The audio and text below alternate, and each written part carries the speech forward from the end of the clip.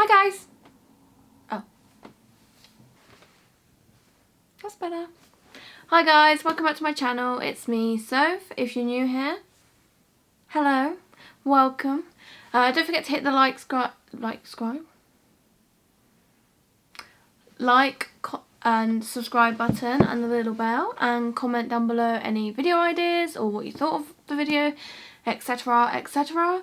Today is actually a treat for my spooky fans because I know you've been waiting for me to put out a spooky video. I know, I suck. But here I am. I'm going to be reading some spooky stories. I think there's 3. These are supposedly people's supernatural experiences. I cannot vouch for whether they were true or not because I am not said person and I am not there. But these are what people have sent in or posted on Reddit. So the first one, I'm not going to say their names, but they know that they're being posted, so yeah. So it says, so last night I was trying to fall asleep, but I couldn't as I heard my dog crying. So naturally I got up to check him. He was staring at nothing and following something. I turned on the lights and saw nothing. I brushed it off as I thought it was probably a fly or something. I tried falling back to sleep, but couldn't. I felt a cold shiver down my spine and got up scared. What I felt next was a fear I've never experienced. I saw a tall black figure staring at me. I felt paralysed for a couple of minutes, then snapped out of it. When I did, the figure shook his head and I woke up in my bed. It was morning, and I still don't know if it was a dream or if it really happened. That is terrifying. I had a very similar experience. I had a dream once. I was just having a nightmare. I can't remember where I was. I think I was in my house, and this like black mist was coming at me really fast, and by the time it got like here on my face, like in front of my face, it was actually the face of the nun from The Nun or The Conjuring 2. And straight after that I had a dream, but my dream was me lying in bed in the same position that I was in real life, and there was this like entity in my doorway speaking to me about a bad entity, and I can't remember what it was saying, and I couldn't see it, but I could just like tell that something was there and it was speaking at me. And right when that entity finished speaking, right in my ear, like literally right in my ear, the most scariest whispery voice, man, husky voice just said, "Now they've told you what I can really do." And then I woke up and I was in the exact same position as when I was asleep. So I honestly couldn't tell if I was awake or asleep or not. I felt like I was in the middle, like I was asleep but I was awake. I don't know if it was a sleep paralysis situation, but it terrifies me to this day. Like I still think about it all the time. And then the next one says, my cat's been missing over a week. She's indoor, outdoor. I know the drill. There's always the chance she won't come home. She had been acting strange, meowing like crazy, but she wasn't sick. Just wanted to be outside every day as opposed to her normal routine of being inside half the time. A couple days ago, I accepted the fact she's gone, but I was sad nonetheless. I went to bed that night, and at 3 a.m. I woke up to a single really loud meow from her. I'm a very light sleeper, have always had sleep paralysis and other weird occurrences happen. I sat up quickly and called her name and swore I saw a shadow jump onto my bed. I reached out but nothing was there. The other weird thing was that my door was cracked open a few inches, and I closed and locked my bedroom door every night. No idea how or why it was open that night. Sad and spooky tale. When I read this one the first time, I was actually so sad because I have lost so many pets for various reasons, and it is so sad. So to then have like some kind of mystery, spiritual version of them coming to visit me and it not actually being them would just make me so sad. And it's also very spooky. I've never had that happen to me, but yeah, that would freak me out. So this one's a long one, and they didn't post it on mine, but I've just found it on like a Reddit category, and it says, and it's called, I never believed in ghosts until my dead grandfather started showing up at my apartment. All my life, I thought ghosts was such a silly thing to make up. Even though I was raised religious as a young boy, I never really bought into the idea of heaven and hell. When you die, you're done. The idea of only having one shot being alive kind of made everything more precious. In my teenage years, I spent a lot of time with the weird kids at school. I knew several kids who had really big dramatic paranormal stories where they saw everything from doors lock themselves to seeing an actual demon in public. Each story seemed more ridiculous than the last. Every tale reaffirmed that there was no after this. Then one night, my dead grandfather showed up at my apartment to ask me to do him a favour. My dad's dad died when I was about 13. He had cancer in about every inch of his body. Before he got sick and moved in with my family, I really hadn't known him. I had a couple vague early memories that weren't much fun, but he mostly wasn't around. My dad never talked about him until he got sick and passed away. Even in the morning times after he passed, my dad didn't really have much to say about his father. The first encounter was the scariest. I had just settled in for the night and was reading in bed when I heard a voice very clearly next to my ear. I need you to do something for me.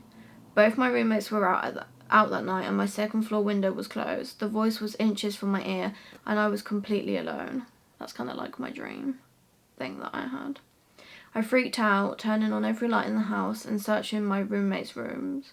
I tried to convince myself that I was stoned and probably falling asleep with my book when I had a weird flash of a dream. Sure. A few weeks later, I woke up in the middle of the night to see a tall, slender silhouette of an older bald man. I was startled and bolted upright, but the black figure was still there. It stood watching me for a while and faded away. I haven't known my grandfather well, but he lived with us for 3 months and I knew that tall, lanky figure who stood at the foot of my bed. I didn't sleep the rest of the night while I tried to figure out what I just saw and why it looked like my grandfather. Over the next few months, I saw him quite frequently, usually in dreams where he mostly sat quietly together or he accompanied me on some normal weird dream. It's probably more psychological than paranormal that he was in my dreams. Having those dreams made it less and less scary when I would wake, feeling my covers pull off the bed and see him walk through the room. One night, he spoke. He didn't really speak. I woke to find his black silhouette just like the first time, standing still at the foot of my bed. I suddenly had this great awareness, as if my grandfather could share all of his thoughts and emotions and memories with me, without having to explain it all. I suddenly felt like I understood when my grandfather I didn't know was hanging out at my apartment like some couch surfer who wouldn't leave. My grandfather wanted to say he was sorry. He wanted me to tell my father, his son, that he was sorry. He understood too late that he was not the man or the father that his family deserved. He had not been a role model or a provider or a loving parent to his children. It took me a long time to talk to my dad about it all. My dad was a staunch atheist and thought ghost stories were even more stupid than I did, so it wasn't easy to try and tell him what I had to say. That the ghost of his dad wanted to send a sorry note from beyond the grave was absurdly cartoonish to him. We had a couple long talks that helped me understand who my grandfather was in his life and why he had never been part of our lives. So much more of my experience became clearer, and even though I knew my dad didn't take me seriously, I have fulfilled my promise. I said the words and I tried to make him understand. 15 years later, my dad is dying of cancer. Through the whole ordeal, I keep thinking of my dad's dad dying in this same house of cancer. I never brought it up because who wants to be a bummer in someone's final months? In my dad's last days, I asked him if he remembered my old ghost story. I knew my dad was still an atheist and completely unsentimental about death. I retold the story and explained how it felt to feel his dad's sadness and regret with the swelling love that his father had for his kids. He squeezed my hand and dimly smiled. Maybe it gave him comfort, maybe my dad was laughing at how dumb I still am. But I fulfilled my promise and it felt good. That's so sad. I'm gonna cry. Oh.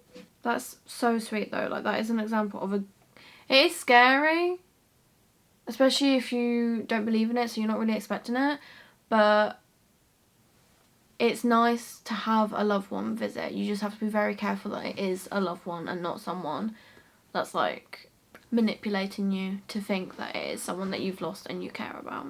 So I'm going to give a quick update on my spooky experiences. They've been quite quiet in the spirit realm around me anyway.